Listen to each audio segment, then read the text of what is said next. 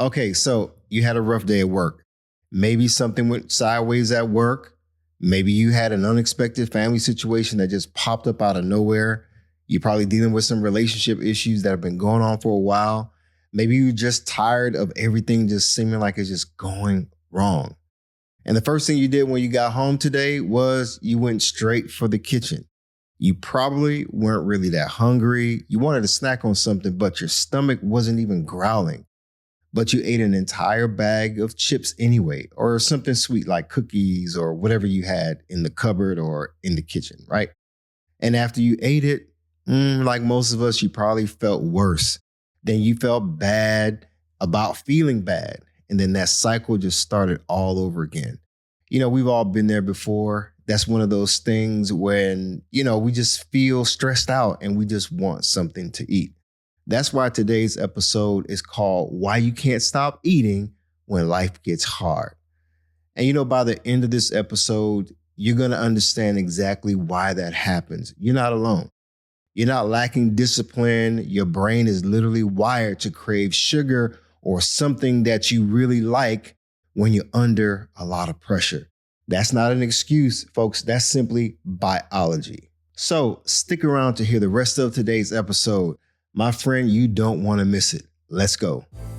Be sure to visit the website at www.beatingdiabetieslifestyle.com for access to free resources and other information that will help you along your journey. If you would like to submit a question or a comment about the show or to learn more about the Beating Diabetes Lifestyle, you can always email me at hello@beatingdiabetieslifestyle.com. And if you haven't already, be sure to subscribe to this podcast. Hey folks, welcome back to the Beating Diabetes Lifestyle podcast with me, your host, Oscar Camejo, helping diabetics make lifestyle changes to reverse type 2 diabetes. Man, I've been doing this for about 4 years now or so. This podcast thing is really taking off, and it's all because of you all. I just thank you so much for those of you all who are tuning in from all around the world. You're sending me emails, you're leaving comments. I appreciate you. Now, if this is your first time here, hey, welcome. And if you've been rocking with me for a while, as always, I'm glad you're back. I really appreciate you. Now, before we get into today's episode, everybody, please drop a like, hit subscribe if you're not already subscribing, and share this with someone who definitely needs to hear all about the Beating Diabetes Lifestyle. So if you've been tuning in for a while now, you know that we're in a series called the Lifestyle Behavior Series. In our last episode, we talked all about chronic stress, and we're picking back up on that, and how stress actually directly raises your blood sugar. Today, we're taking it one step further because most people don't even experience stress just by itself and just move on. They actually respond to it. And one of the most common responses is eating. Yes, a lot of people are responding to stress by just eating and overeating. And we're going to answer why. That's why today's episode is all about identifying what's really going on. And coming up soon, we're going to be talking all about sleep and how poor sleep drives the very same cravings we are discussing today. All right, folks, let's take a moment here. I want to speak from the heart for a minute. I've been right where you are. I have the lived experiences just like many of you have. I know what it's like to go through a hard day and end up standing in the kitchen like 10 o'clock at night, eating something you have no business eating. For me, it was peanut butter and jelly sandwiches late at night, just kind of going through a lot of stress and drinking a lot of soda or juice, whatever. Not because I was hungry, but because, the day was just so heavy. It was just a lot going on. From 10 o'clock, eating late at night to 2 a.m., going to bed late and working on a whole bunch of projects and whatnot. Folks, there was nobody at the time that was telling me, hey, Oscar, you are running yourself into the ground. Folks, that wasn't a willpower issue for me. It wasn't a failure. That's exactly why I'm telling you, when it was hard for me to stop eating, there was something going on that I really couldn't control. But maybe you may be dealing with the same situation. Maybe you're crushing it at work. You have a lot of projects going on. You're taking care of everybody else. You're handling everything. But when the day is done and the house gets quiet, it's late at night, that's when the overeating starts. That's when the late night eating starts. I get it. That is real, folks. And you're not alone. We've all been there before. But here's the thing. We have to shift our mindset and really understand exactly what's going on. Okay, now here's the big idea that I want you to grasp for today. You know, the reason why you can't stop eating when life gets hard, when things get tough, has nothing to do with you being weak. It has nothing to do with weakness at all. To be honest, what I've learned is that it's a predictable biological response to stress. Think about it like this. I'm learning a lot about the brain and our neuroscience, a whole bunch of things. Now, here's the thing. Your brain has a reward center. Think of it like a thermostat set to comfort. When the temperature of your day gets way too high, when things get way too hard, too stressful, too overwhelming, that thermostat, it kicks on. That comfort kicks on. And it tells you to go ahead and eat something sweet to bring the stress down. It's automatic. It's a circuit, folks. It's not a lack of discipline. It's biological. Now, most people don't even think of themselves as emotional eaters because it doesn't feel emotional at all. You know what I'm saying? It just feels automatic. When you finish a hard meeting or you have an argument with somebody, you know, your body just wants to eat something because you want to be comforted. Again, you come home from a long day of work and the next thing you find yourself in the kitchen, like I mentioned. You didn't even decide to go there. It's just that circuit running on autopilot. And for those of you all who are dealing with prediabetes or type 2 diabetes, that circuit has a serious consequence to your blood sugar. So check this out. I have some stats that I want to share with you. Among overweight adults with type 2 diabetes, roughly 3 out of 4 report eating in response to stress often or very often. That's not a small group, folks. That's most of us. That's 3 out of 4 people. So count 4 of yourself and 3 friends. So 3 out of 4 are reporting that they eat in response to stress. So again, that's 3 out of 4. Let me say that again. 3 out of 4 overweight adults with type 2 diabetes say they eat in response to stress. Now, if that's you, you're in very good company. You're not alone. Now, here's where it gets very important. When you eat in response to stress, it's not just a one problem thing. There's 2 problems that are happening. Punch 1, if you will, is that cortisol hit. When you're under a lot of pressure, a lot of stress, your body releases a hormone called cortisol. Think of cortisol as your body's alarm system. It's built for that fight or flight. You know what I'm saying? Being chased by a bear, you want to protect yourself, so forth. There's stress, there's cortisol, your liver dumps sugar into your bloodstream, so forth. I talked about it in my last episode. Go check it out. And check this out. One of the things that cortisol does is tell your liver to dump a bunch of sugar into your bloodstream, glucose, right away. Do it right now. Your body is preparing for danger. It needs energy. It needs fuel. But now here's the problem. You're not running from anything, right? You're just dealing with stress. You're just having a hard day. You're dealing with relationship issues. You're dealing with some other things that are going on. So that blood sugar, that glucose spikes happens. That's when that spike happens, before you even take a single bite, your body's already trying to react. The stress itself raises your numbers.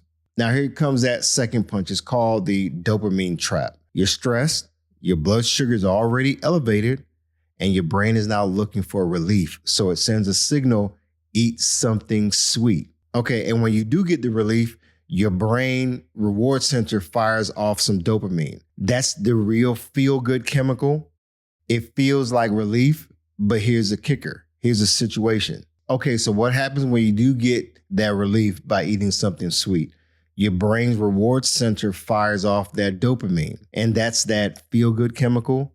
Yeah, it feels like relief, but here's the situation. I'm going to read some stats for you for a second. Check this out. Research shows that high sugar foods activate the same brain reward pathways as drugs of abuse, including cocaine and alcohol. Okay, so what does all that mean? More sugar every time to get the same result. That's not willpower. That's not a willpower problem at all. That's how tolerance works. And it gets even worse. Let me read some more stats to you. Studies show that people with prediabetes and type 2 diabetes show greater brain activity in regions linked to negative emotion. Their brains are already reactive to emotional triggers, making them more vulnerable to these cravings than the average person. So basically, not only is a craving cycle real, for those people dealing with prediabetes or type 2 diabetes, it hits even harder. So I want you to let that sink in for a moment. You have a hard day, cortisol spikes, blood sugar goes up before you even eat anything. Cravings kick in. You eat something sweet or something that's high carb, your blood sugar spikes yet again. Then comes the guilt. Then you have the feelings like you failed. And guess what? More and more guilt. And then that stress compounds because now you're stressed out because you overeat. Now you stress out because you know in your mind that you failed, right? You feel like you failed. And it just starts over and over and over again. That's why, folks, we have to stop beating ourselves up. You beat yourself up more often than you need to. You don't need to beat yourself up at all. That's no bueno, folks. And the reason so many people stay stuck is because they think the problem is just about food. But food is just a symptom. Overeating is just a symptom. The stress is the trigger, and the guilt is the fuel that keeps it going. And I want you to hear this clearly. The cycle, it can't be interrupted. Your brain is not permanently wired this way. It is changeable. I'm telling you, if I was able to do it, I know you can too. And you don't need to be perfect to break this pattern. You just need to realize what's going on. You just need to be aware that there's better choices. There are better choices for you to make. So let me share some more research with you. Research on mindful eating adapted for people with type 2 diabetes showed a reduction in A1C of 0.83% in just 3 months, comparable to what you'd expect from adjusting medication. So that's 0.83% in 3 months. So let me say that again, nearly a full point off of your A1C numbers. Just from learning to eat intentionally and being more mindful, not perfectly, but more intentionally. Okay, folks, I don't mean to sound so robotic and clinical. I just want you to understand that when you start managing how your mind responds to stress, it's a legitimate way to control type 2 diabetes. That's not soft advice, folks. That actually is documented research. And I have a couple of books that I want to share with you that help me to understand what mindful eating is. So I'm going to share those books with you because I think it's always important for us to get some research tools, get some practical information that can help change our lives, right? So why not? Two of these books are How to Be a Conscious Eater by Sophie Egan. I believe I pronounced that correctly, Egan.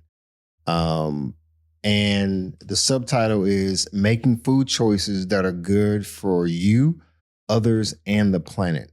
When I tell you this book kind of opened my eyes to what mindful eating is, I think this is one of the very first books I got that helped me to understand about eating consciously or being more conscious of what we're putting on our plate.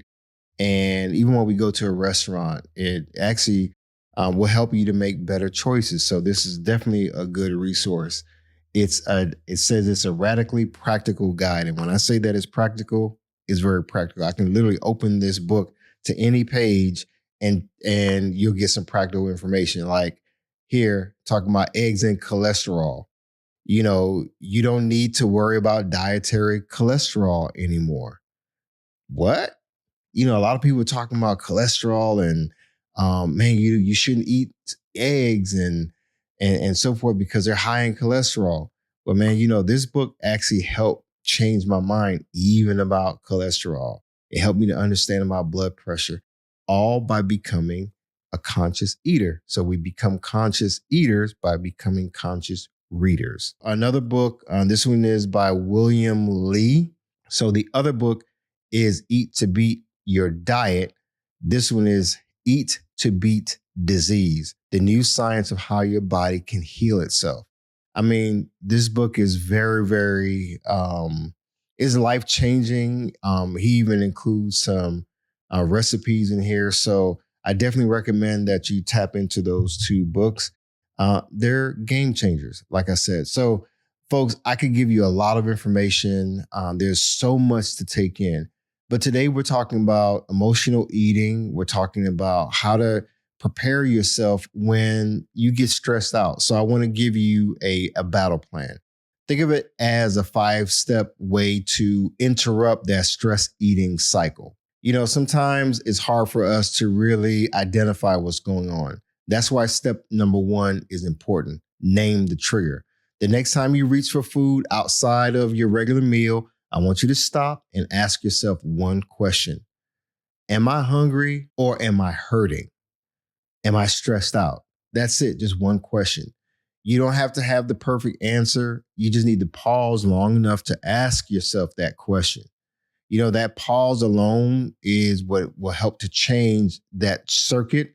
It changes that immediate response. Because sometimes when we get stressed out, we just quickly want to get something to eat, right?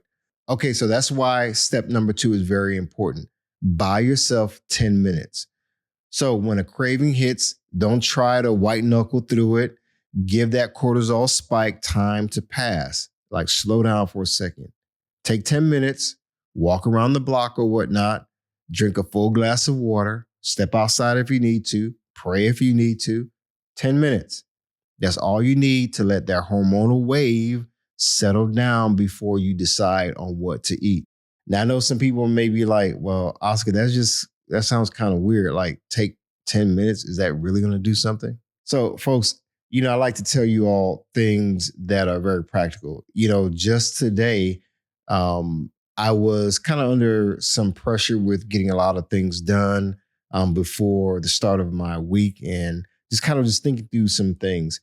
And so I just immediately just was getting frustrated because I felt like I was behind schedule on getting some things done. And I was like, okay, you know what? I'm just going to take a drive. And I am hungry, or I feel like I'm hungry. And just this thought of, hey, why don't you just go get a burger and some fries or something? So yes, I can have a burger and fries. I can be flexible. I don't have to have a highly restrictive diet. But I knew that, I'm working on something, and I knew better than to just go and deep dive into grabbing some junk food or whatnot, especially when I was frustrated. So I took some time just to get in my car and drive further than I would normally go. And when I tell you that craving for a burger and fries went away, it actually did. Because let's be honest, when we're stressed out, nobody's thinking about getting a salad, eating some broccoli, sauteing some vegetables. Nah, we want to get something that's going to help comfort us, right? We all have been there, done that. So when I tell you that did me good, so along the drive, I say, you know what? I'm going to eat something healthy. And I actually made a good decision. I went to my favorite Mediterranean place where I go and pick up a nice bowl of a whole bunch of vegetables, and had some protein in there.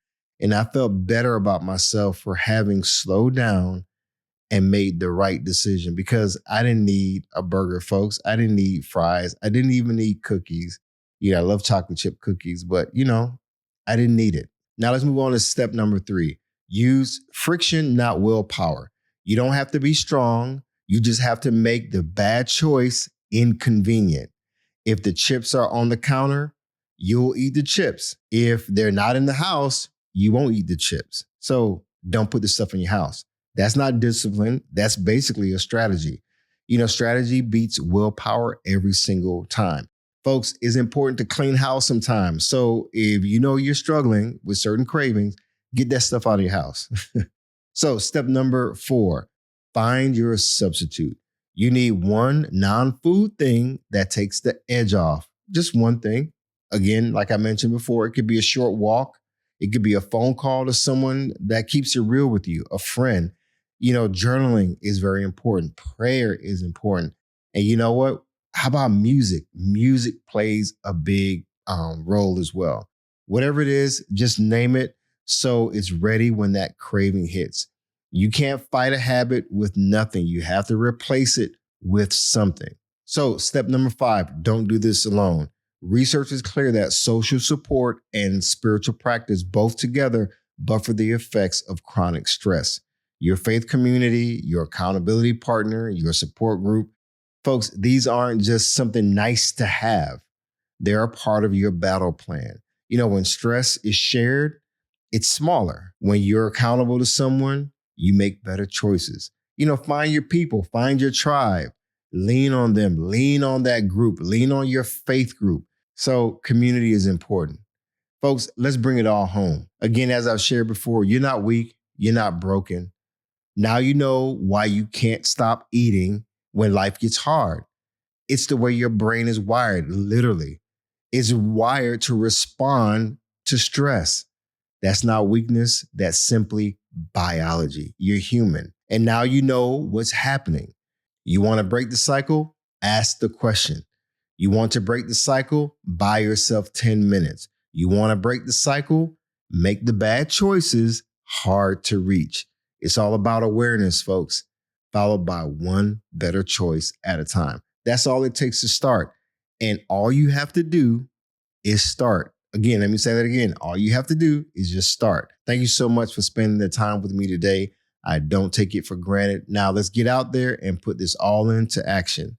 And as always, stay focused, keep moving, never go back, leap forward, bounce back because you can, my friend. And above all else, trust God. You got this. I believe in you. Hi, everyone. Thank you for tuning in to the Beating Diabetes Lifestyle Podcast with Oscar Camejo. We hope you enjoyed this episode. As a reminder, this podcast is intended for motivational and educational purposes only. It is not a substitute for professional care by a physician or other healthcare professional or qualified fitness instructor. This podcast is provided on the understanding that it does not constitute medical or professional advice or services. If you're looking for help on your journey, seek a qualified medical practitioner. It's important that you utilize someone who is a trained, licensed healthcare professional who can help you on your journey toward good health.